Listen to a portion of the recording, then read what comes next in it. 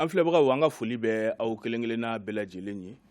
K'aw ladɔnniya k'a fɔ jɛmukan min tun bɛ aw ka jabaranin sanfɛ ni u b'a fɔ a ma ko Malikura taasira. Ale kuncɛlen ka dɔ tile kelen kunnafonidiba kɛra ka o baaraw kuncɛ. O kɛnɛ ɲɛmɔgɔya tun bɛ an ka minisiri ɲɛmɔgɔ bolo ni o ye Dr Choguel Kokala Mayiga ye. K'aw ladɔnniya fana k'a fɔ min ye Mali ni Turki cɛ ye, o sira jɛyalen don kosɛbɛ. A sɔrɔ baarakɛlaw nafolo la baarabagaw u jɛra ka ɲɔgɔn sɔrɔ ka kɛnɛ belebele sigi sen ka walasa ka hakilina falen-falenw kɛ u bɛ se ka dɔnniyaw sɔrɔ ɲɔgɔn bolo cogo min. O kɛnɛ in fana ɲɛmɔgɔya tun bɛ minisiri ɲɛmɔgɔ bolo ni o ye Dr Choguel Kokala Mayiga ye. An bɛna kunnafoni wɛrɛw fara ninnu kan k'u lase aw ma ka kɛɲɛ ni bi sibiri juin kalo tile 11 san 2022 aw bisimila don kibaru kɛnɛ kan.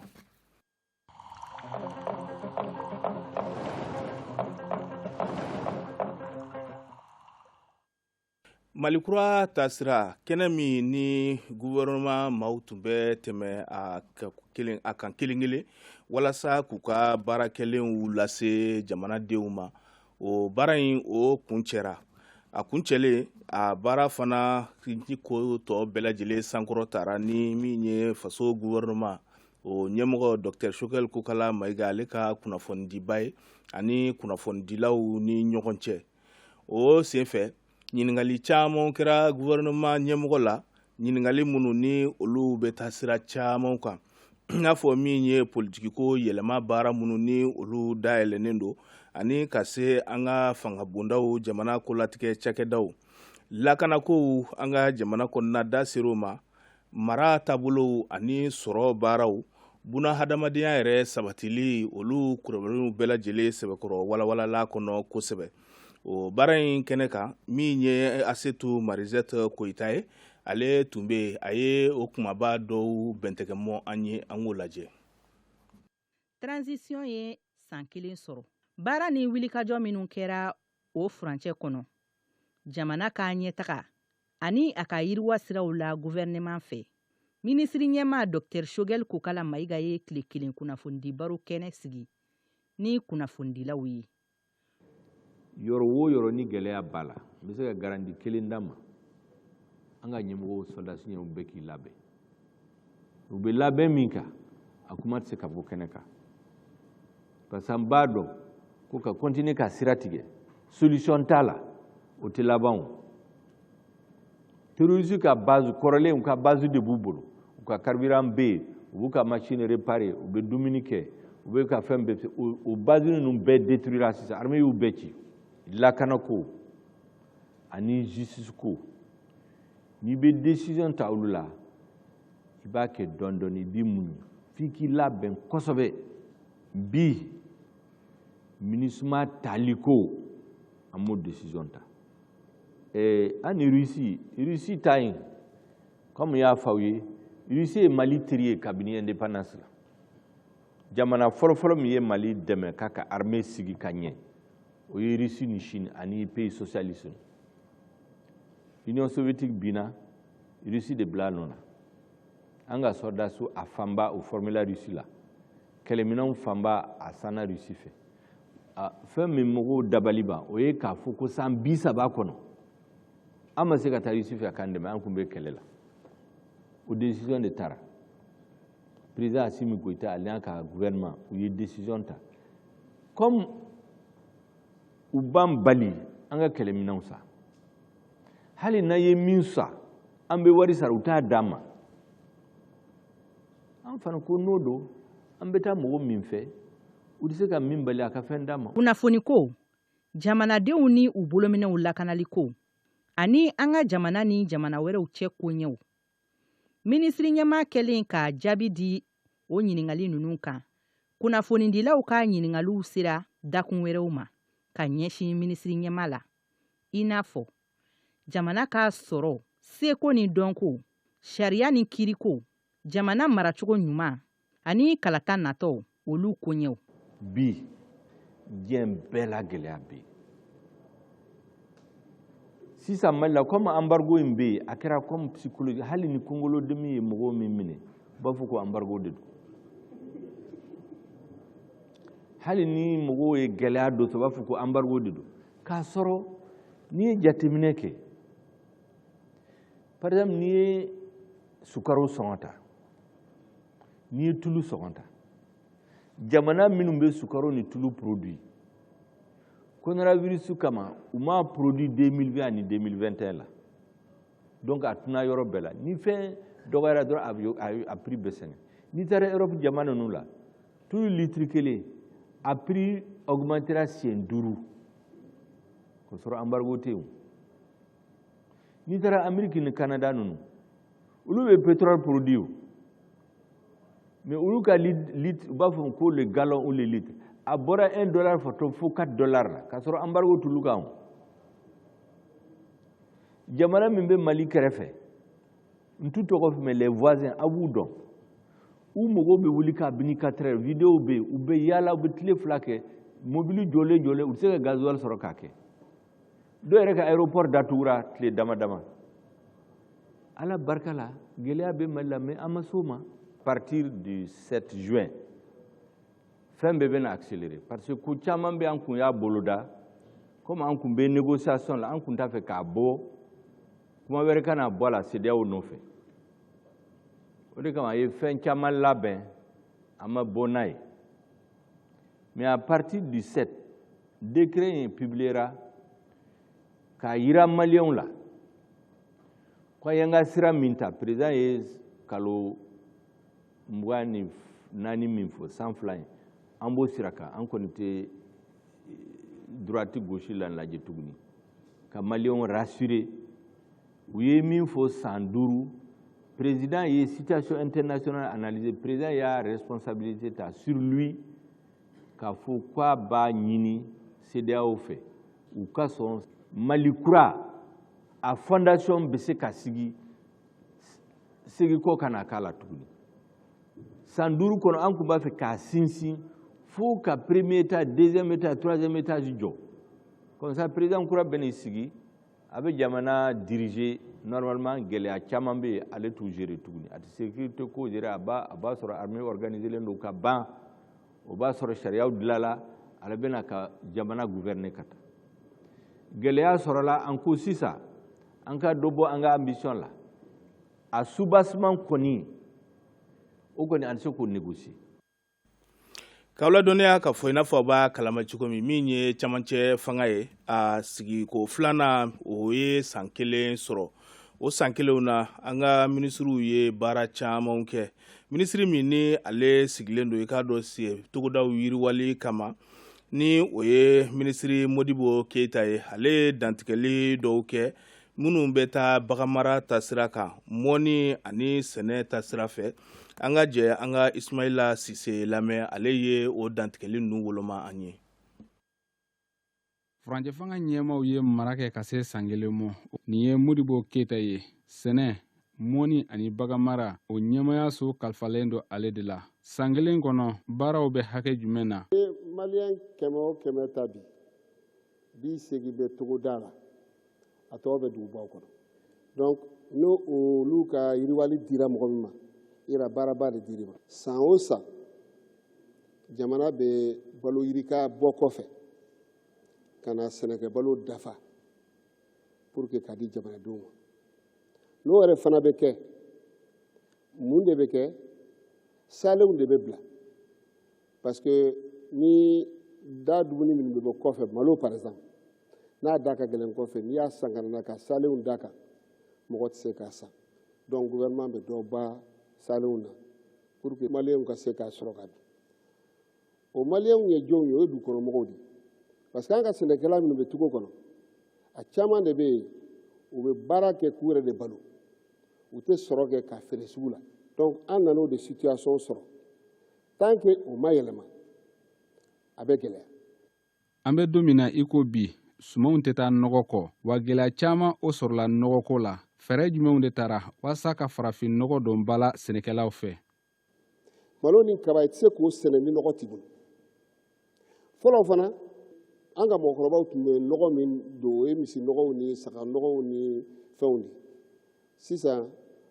nɔgɔ min b'o tubabu jamana la o de bɛ utiliser kosɛbɛ o de fɛ ni sisan bɛɛ y'a dɔn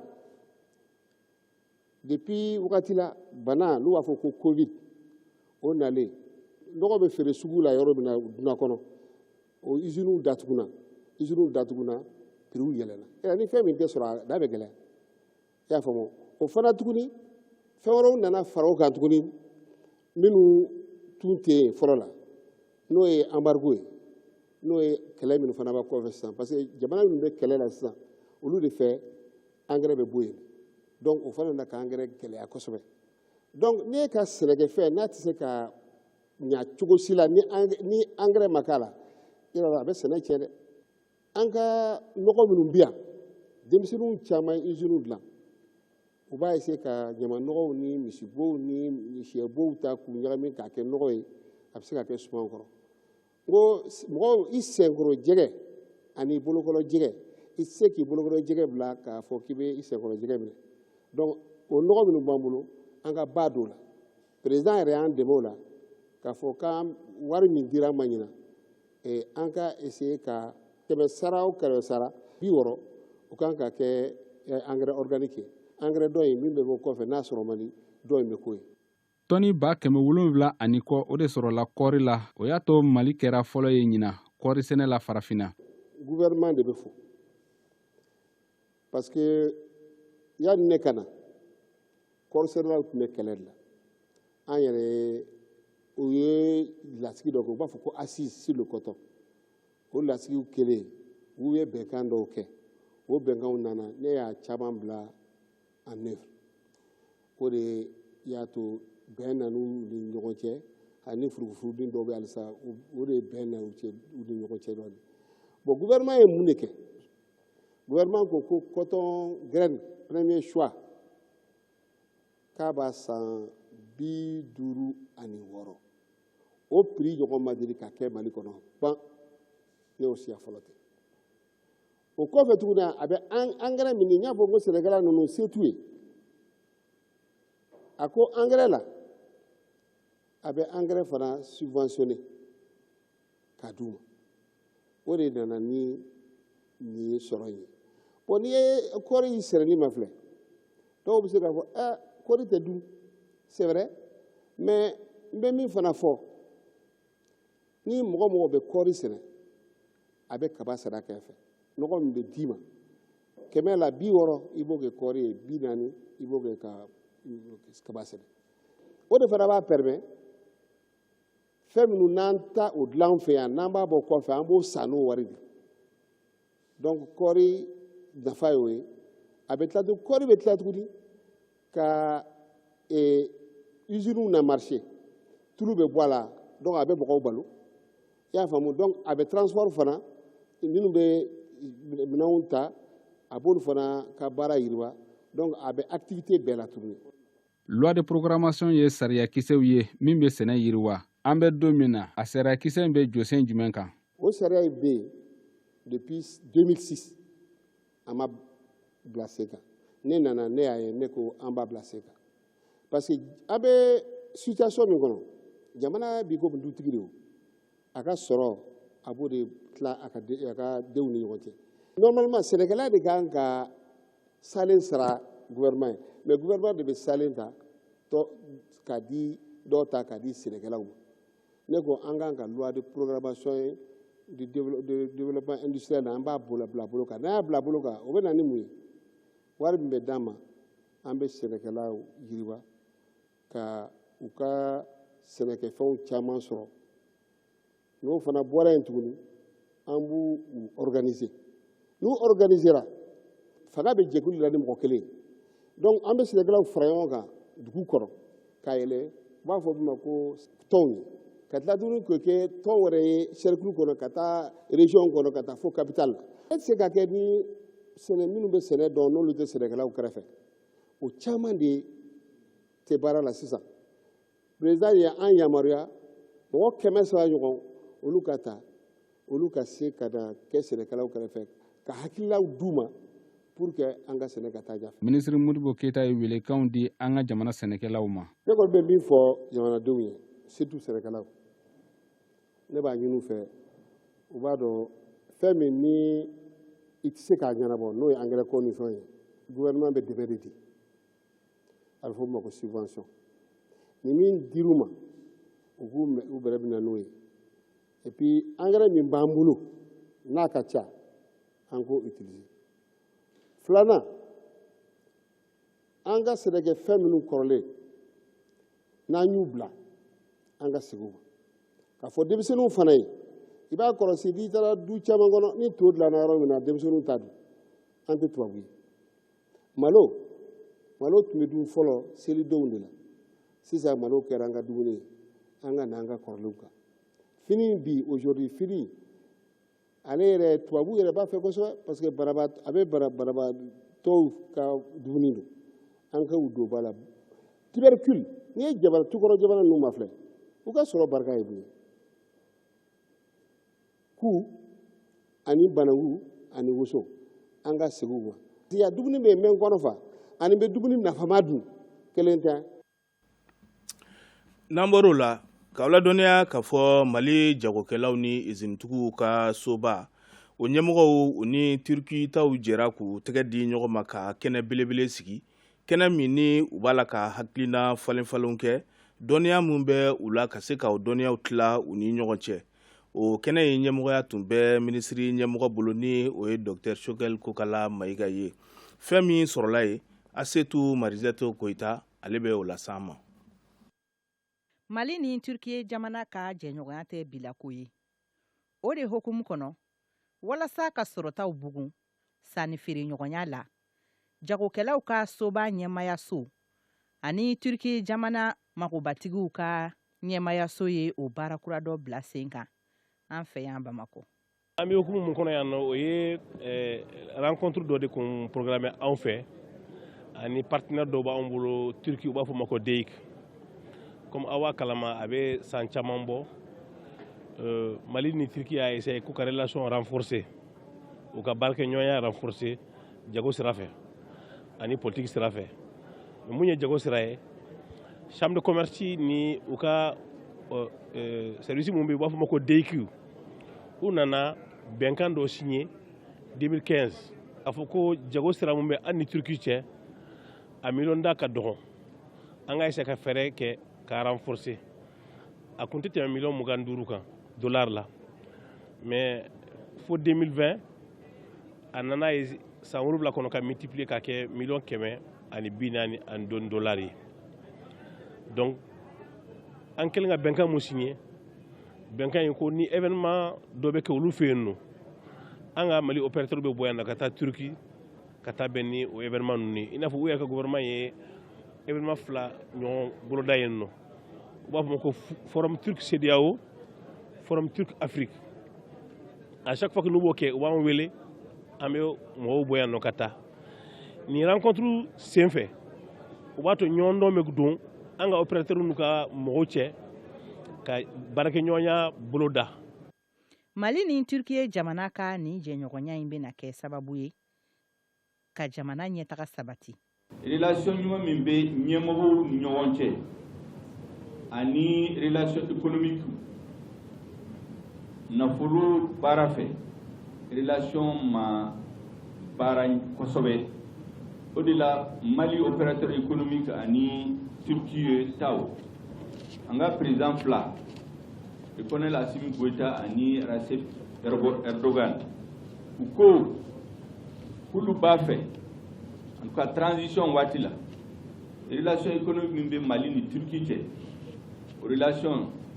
a ka baara pour que wari min bɛ échange min bɛ an ni Turki cɛ a ka multiplier par 10 ou 20.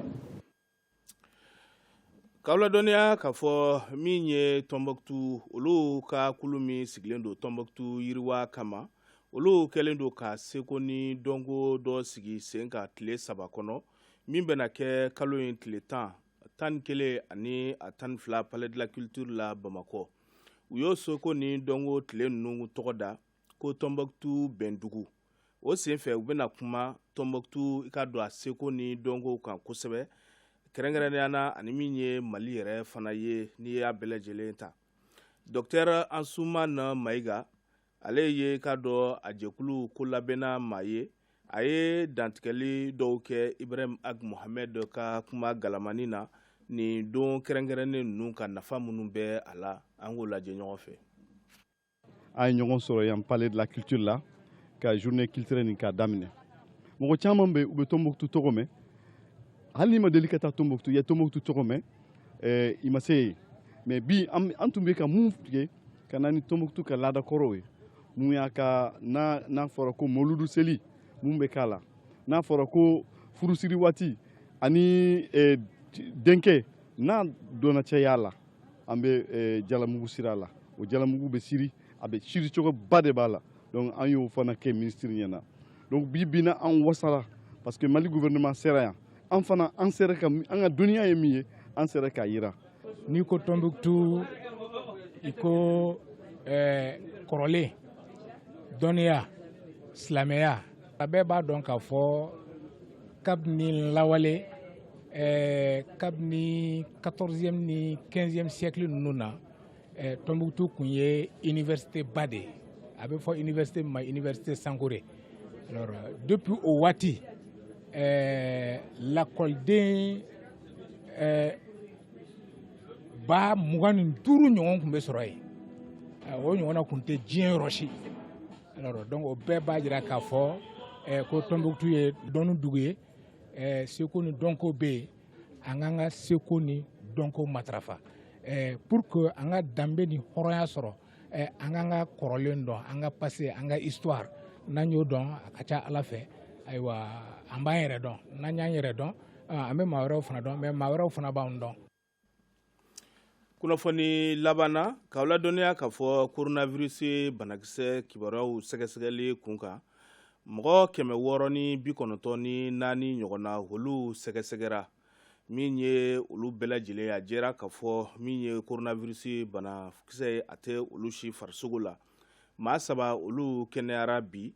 k'a yirala k'a fɔ min ye maa 30 ani mɔgɔ 6 ɲɔgɔnna ye olu bɛ furakɛli bolo ka dɔgɔtɔrɔw bolo walasa u bɛ se ka u yɛrɛ sɔrɔ cogo min na min ye minisiriso ye min ɲɛsinnen don an ka kɛnɛyakow ma ko halisa an k'an cɛsiri fɛɛrɛ minnu fɔra walasa an ka se ka sira da banakisɛ in ɲɛ ni kunnafoni sɔrɔlen ninnu bɛ dansigi bi dɔn kibaru la aw ni ce aw ka tulomajɔ ni aw ka filɛli la kɛtɔ bɛ ni ka sɔli ala muhamedin.